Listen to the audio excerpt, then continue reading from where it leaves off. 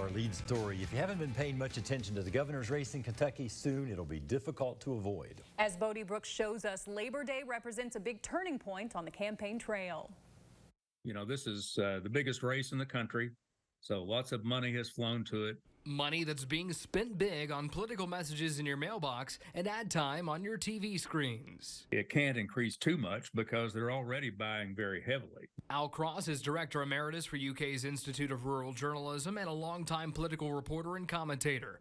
Despite being 3.5 months past the primary, he notes the polls haven't shifted a lot between Governor Andy Beshear and Attorney General Daniel Cameron, with the incumbent Democrat holding a slim but consistent lead. When you put a bunch of polls together and they all have fundamentally the same result, then you can be pretty confident that is the truth. From the May primary through the end of August, Louisville's Courier-Journal has tracked campaign stops across Kentucky, showing Cameron with a wider ground game, something Cross says the Republican nominee needs to keep building. Cameron needs to get out more. You know, Beshear has been governor for more than 3.5 years, and he's a popular governor, so it's not like he has to show up in every county. Cameron still has to introduce himself. Cross says Cameron has likely built up a base of voters, but we won't know till November just how big it is. For Beshear, he already made a name for himself during the pandemic. His approval ratings were in the 70s at one point,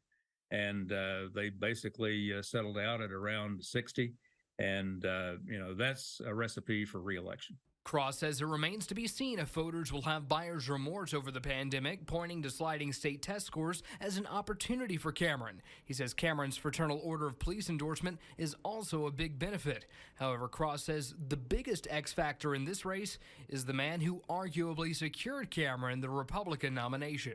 Donald Trump. Will he come to Kentucky after all, or will he be seen as too radioactive? And that was Bodie Brooks reporting.